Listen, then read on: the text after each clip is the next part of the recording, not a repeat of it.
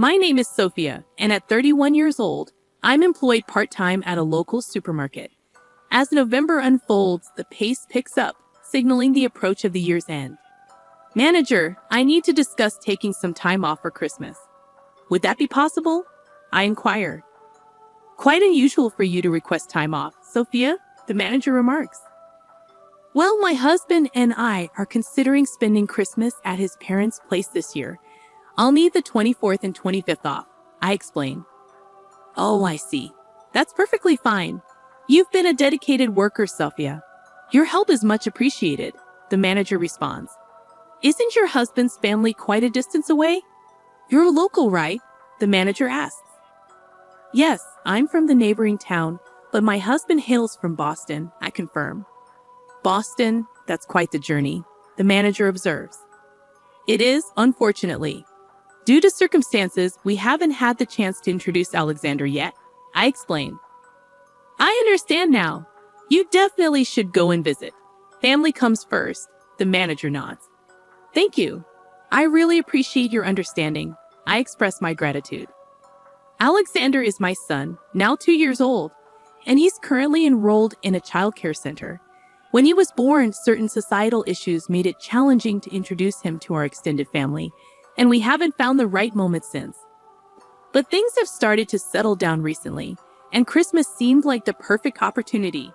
My husband, Lucas, works as a medical technician at a hospital, so getting time off has been tricky, which is why we're particularly eager to make this trip happen. Think you'll be able to swing some time off for Christmas?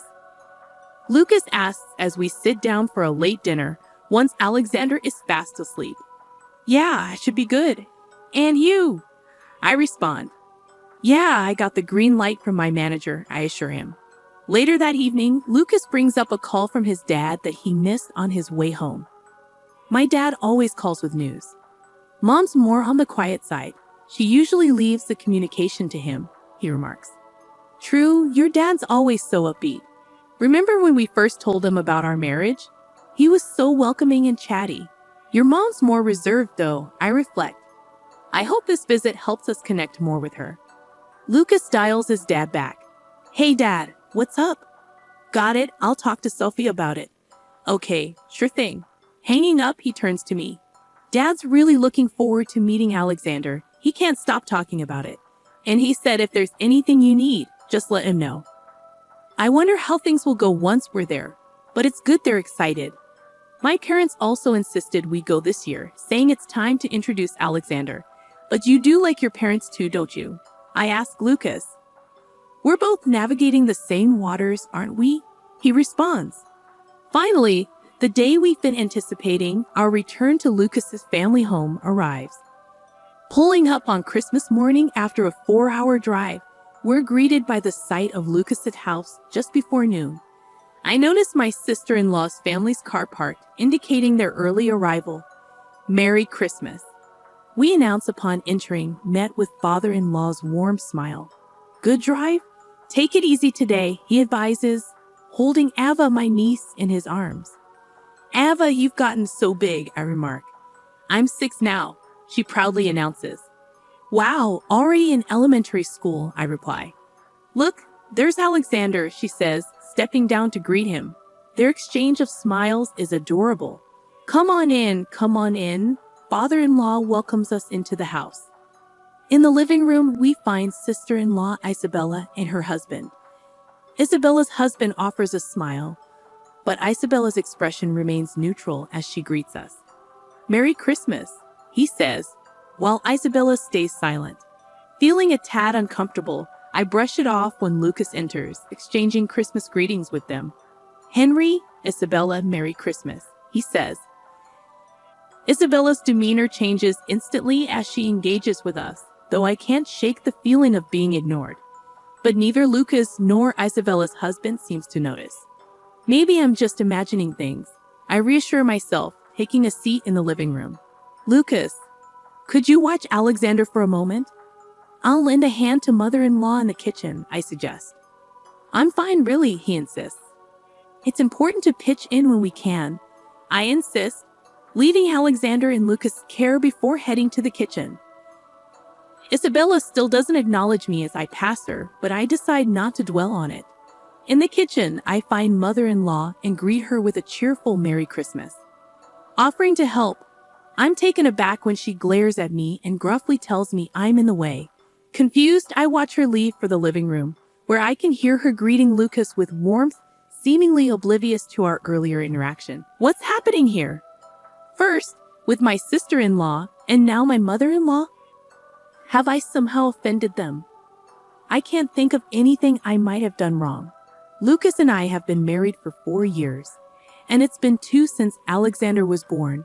But during this time, we haven't really had much interaction, not even over the phone. What could be the issue? I'm at a loss. Maybe I'm overthinking it. We were planning to leave later that day, so I decided to wait until we had a chance to talk to Lucas about it. For now, I try to push it out of my mind. Returning to the living room and taking Alexander from Lucas, father-in-law presents him with an envelope. Here you go, Alexander. A little something for you. Alexander's face lights up with joy as he receives the gift. Sophia, did you hear that? Alexander just thanked me. Such a clever boy. Father-in-law beams with pride. But what strikes me is the strange weight in my hand as I hold the envelope. Why does it feel so heavy? I wonder aloud, noticing the peculiar grins exchanged between my mother-in-law and sister-in-law as soon as Alexander receives the envelope. When my father-in-law handed me the envelope the day before, I hadn't sensed anything unusual, but now I couldn't help but wonder, could he have really slipped $100 in here? Is that even appropriate? I decided to attribute it to my parents' doting affection for Alexander. With our home just a 30-minute drive away, we had lunch and then set off after giving Alexander a bath and tucking him into bed. Curious about the contents of the envelope, I peeked inside. It is indeed $100, just like last year. I can't help feeling a bit guilty. Well, I suppose we'll need to reciprocate somehow, won't we? Just like the previous year, my parents hadn't held back. Being their only child, and with Alexander being their first grandchild, I understood their overwhelming fondness. Nonetheless, I was slightly taken aback. Yet, I also felt appreciative, so I made a note of the amount received. Interestingly, my dad seemed equally enthusiastic, perfectly in tune with my father-in-law. This year is shaping up to be quite intriguing, I mused. Last year, since we couldn't meet, they sent us a gift card, right? And it had $100 on it. They were overjoyed to have a grandson, weren't they? I reminisced about my father-in-law's delighted demeanor as he held Alexander the day before. Continuing the conversation, I reached for the envelope. That's when the unexpected occurred. Wait, what? A leaf? To my bewilderment, there was a single green leaf inside the envelope. I was speechless. Lucas, startled by my reaction, exclaimed, "A leaf? What in the world?" He burst into laughter. But amid the confusion, I couldn't shake off thoughts about my mother-in-law and Isabella. Could it be possible? Regardless, I decided to give them a call. They'd surely share my concern. Lucas seemed to think it was all a prank and, chuckling, attempted to call my father-in-law, but there was no answer. Maybe they're in the shower. Let me try calling Mom, he suggested. Dialing his mother's number, Lucas explained the situation about the leaf. From her surprised response, it was evident she was clarifying something to Lucas. Oh, that's what it was. All right, I'll let Sophia know. What? You want to speak to Sophia? Me? Hold on a moment. Lucas relayed her message. Lucas lowered the phone from his ear, a puzzled expression on his face. Mom sounds really sorry. She wants to apologize to you, Sophia. Is that all right? Sure, I responded, taken aback by his unexpected words. Reluctantly, I accepted the phone from Lucas and tentatively greeted, hello. There was nothing but silence from the other end. Then, faint laughter, eerily familiar, echoed in the background, resembling Isabella's voice. Hello, mother-in-law? I tried again. Apologize to someone like you? Never. You with your pitiful existence, came the venomous reply. Your gifts are as worthless as a leaf. Goodbye, paper wife. With that shocking barrage, she abruptly ended the call. In that moment, I realized yesterday's events had been orchestrated out of spite. What's wrong, Sophia? You seem off, Lucas inquired, noticing my distressed expression. But how could I ever explain to him what had just transpired? First, I needed to ascertain what my mother-in-law had told him. Hey, what did your mom say to you? I asked. It turns out Dad accidentally mixed up the gifts Ava had prepared. Remember when Isabella and her family came over for Christmas? Dad had already prepared some monetary gifts, and then Ava wanted to chip in too. Somewhere along the line, she decided to add a leaf from the garden as a little bonus. Looks like it got swapped with the money, Lucas explained. I see. What's wrong, Sophia? You seem troubled, he added, concern evident in his voice. I was left speechless, stunned by the sudden accusation of being labeled a poverty-stricken wife. It was a situation I had never encountered before, and I struggled to find the right words to respond. Actually, I began, but before I could continue, a call interrupted us, flashing my father-in-law's name on the screen. Oh, sorry, Dad. Maybe he's calling back, Lucas remarked, placing the phone on the table and switching it to speaker mode. The phone rustled, prompting Lucas to inquire, Dad, did you call by mistake? Lucas? Oh, it says Lucas on the phone, came the confused voice of my father-in-law. Ava, is that you? Lucas asked, recognizing the voice. Yeah, you got it. It turns out Ava was the one who called back using Grandpa's phone. Ava chimed in. You're going to get in trouble with Grandpa, Eva, she added. That's fine, I wanted to talk. Grandpa's in the shower, it's all good. Plus, Grandpa always says we should answer the phone when it rings, so I'm talking for him, Ava explained. It's nice that Ava enjoys talking on the phone, but this isn't really the right time, Lucas apologized, sensing the tension in the room. Oh, really? Well, that's a bummer. Bye, Lucas, and bye, poor auntie. Ava concluded. Wait, Ava, what's up? What did you say at the end? Lucas questioned, picking up on Ava's last statement. Both Lucas and I couldn't ignore what Ava had just said. It sounded like poor wife, which was a term Mommy's grandma also used to refer to auntie. Ava, could you explain to Lucas what you meant earlier? I asked, seeking clarification. Earlier? When Grandma was on the phone? Ava confirmed. Yes, I replied. So here's the thing. Auntie once mentioned this to me. It's about the leaf. Grandma used to prepare the leaf with a smile and taught me all about it. She said that for those less fortunate, monetary gifts equate to a single leaf. Ava explained. Lucas and I exchanged bewildered glances, unsure of how to respond. Meanwhile, my sister-in-law, who had overheard Ava's phone call, shouted, Ava! But just as she did, my father-in-law intervened, saying, we'll talk about it later. Feeling bewildered by the unfolding events, I watched as Ava handed the phone back to my father-in-law. Sorry about that. I was in the shower. Then when I got dressed and came out, I found Ava saying something outrageous. He apologized. So, you heard it too, Dad. Lucas confirmed. I'm sorry, Lucas. Could you hand the phone to Sophia? My father-in-law requested. No worries, Dad. We're all on speaker. Sophia's listening too, Lucas assured him. All right, my father-in-law responded with a heavy sigh, his voice betraying a sense of tension. In the background, my mother-in-law and sister-in-law were speaking rapidly and agitatedly, as if attempting to concoct excuses. I am truly sorry. Please don't blame Ava. She didn't mean any harm. My father-in-law's voice conveyed remorse over the phone. No, it's all right. We don't hold Ava responsible. Thank you for letting us know. I'll address this issue further. Isabella is here too. We'll discuss this with her, I reassure him. With that, he ended the call. Lucas turned to me, expressing his apologies. I'm really sorry. I have no idea what's going on. He was clearly perplexed. I proceeded to share with him the discomfort I had been feeling during my visits to Lucas's house.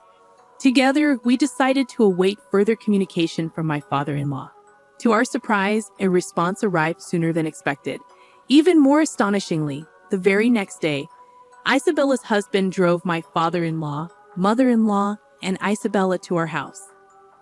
As they entered, they stood before us, a solemn mother-in-law and sister-in-law, with my father-in-law and Isabella's husband, expressing heartfelt apologies. We have behaved in a manner that is deeply disrespectful. We are sincerely sorry. We apologize for the unacceptable conduct of my wife, my father-in-law conveyed with sincerity. Though we appreciated the profound apology, my mother-in-law and sister-in-law remained silent throughout the encounter, not uttering a single word. After 4 years of marriage, I found myself baffled by the sudden hostility directed towards me. Despite our infrequent encounters, I mustered the courage to ask, may I inquire why you've been acting this way towards me? I hoped that understanding their reasoning might help resolve the tension. Perhaps there's been a misunderstanding, I thought, but my question was met with silence as they continued to ignore me. Father-in-law, visibly angered by their behavior, intervened sharply. Answer her. Reluctantly, Isabella responded, revealing a surprising revelation. Well, Mom initially opposed the marriage. That's it? But why? Why would you allow him to marry someone like her? Someone who doesn't even indulge in branded items? Who dresses in modest, off-the-rack clothing? It was true. I had little interest in luxury brands, unlike Isabella, who favored designer goods, and my mother-in-law, who owned a collection of branded items. So, are you saying this is solely because of that? I pressed on, disbelieving. Really? That's all it is? I simply don't want her in our family. I wish they would divorce soon, and she would just disappear, Isabella retorted callously. How could you utter such disrespect? And what about you? Why are you supporting such a woman? You're a successful professional and elite. Shouldn't you choose a more suitable partner for our family? Despite Lucas' prestigious career as a medical practitioner, they remained resolute, asserting, we cannot accept someone like her into our family, can we? Upon hearing Isabella's unfiltered sentiments, her husband fell into stunned silence. Yet this silence was brief, soon to be interrupted by my mother-in-law's revelation. This disposition was inherited from her, she remarked pointedly. Initially, you see, I had found a suitable partner for Lucas. Despite that, he brought home some unknown woman and announced they were getting married. It was quite a shock. What? You were doing such a thing without informing us?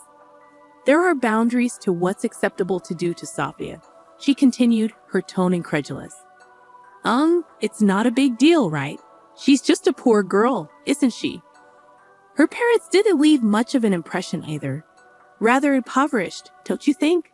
Not a single designer label in sight. In essence, she hails from a financially struggling background, doesn't she? My mother-in-law interjected. What? What are you implying? And to love a child born of such a woman? Unthinkable. It would tarnish our precious Ava. We had already arranged for her to marry a friend's child. Lucas, caught in the crossfire of his family's revelations, found himself at a loss for words. I shared his sentiment, grappling with the shock of uncovering these hidden feelings. Suddenly, it all clicked into place. My father-in-law's disinterested phone call now made perfect sense. If you perceive this as harassment, then perhaps divorce is the best course of action. Please proceed as soon as possible. Let's leave. There's no need to prolong this charade any further. My mother-in-law concluded, her words cutting and final. Just as my father-in-law appeared poised to speak, I felt a surge of determination to rectify the misunderstanding and uphold my pride. However, before I could interject, the living room door swung open dramatically, revealing none other than my own parents. It's been a while, father-in-law, mother-in-law. Did Sophia reach out to you? My father asked casually, cutting through the tension with ease. It must be difficult to endure such slander without a chance to defend yourself, he added knowingly. I had anticipated my father-in-law's visit and had promptly informed my parents. Apparently, they had overheard some of my mother-in-law's derogatory remarks from outside the door. Their timing couldn't have been more impeccable. My parents approached my mother-in-law with stern expressions. "What's the matter?" she inquired, taken aback by their serious demeanor. Without a word, my parents retrieved their business cards from their breast pockets and extended them towards my mother-in-law, their actions silently conveying, "Take a look." To my amusement, Isabella took the bait, seizing the opportunity to grab the business card and unleash a torrent of insults. Arrogance oozing from a person of humble means. "You aren't even adorned in designer labels today, and your attire reeks of mass production," she exclaimed indignantly. As she examined the card, my mother startled, and even my mother-in-law glanced at it with interest. "You two are executives at Ballet Clos?" My mother-in-law read aloud, her tone betraying a hint of surprise. "Yes, my husband and I founded the company together. He holds an executive position at the headquarters, and I oversee planning. Our daughter stepped down after her marriage, as you're aware," my mother explained confidently. "Both of my parents currently hold positions at the headquarters of Ballet Clos, a renowned low-cost apparel brand. Even after I graduated from college, I continued to work there." Although I had discussed my background with my father-in-law and mother-in-law prior to our marriage, my parents had never fully disclosed their professional status. "So she could return to work whenever she chooses, right?" my father-in-law exclaimed in astonishment. "That's incredible. You're employed at such a prestigious fashion brand's corporate headquarters. So what exactly do you mean by calling us poor? Implying that my grandchild is the offspring of a destitute wife. Is it justifiable to harass us simply because you oppose the marriage?" I interjected, my frustration palpable. "It isn't. We sincerely apologize," my mother-in-law interjected. But it was evident that this apology stemmed solely from my parents' esteemed job positions. Clearly, the situation had escalated beyond the point where a mere apology could rectify matters. Henry, visibly disappointed, interjected, "I thought it was a good idea to entrust Ava to my parents' care, but with this? I'll take you back, but once we're there, we're going our separate ways," Henry declared firmly. What? What do you mean?" I responded, taken aback by his sudden resolve. "I'm grateful to have finally seen your true colors. Let's talk about divorce once we're home," he continued, his tone resolute. With that, Henry left the house, leaving me stunned. In that moment, my father-in-law rose from his seat, offering a deep apology to my parents. "I'm truly sorry for everything that has occurred," he expressed sincerely. Turning towards us, he added, "I apologize once again. We'll keep in touch." Then, fixing a stern gaze upon my mother-in-law, who appeared visibly shaken, he cautioned, "Prepare yourself for when you return home." With that, he too left our residence, prompting my mother-in-law and Isabella to hastily gather their belongings.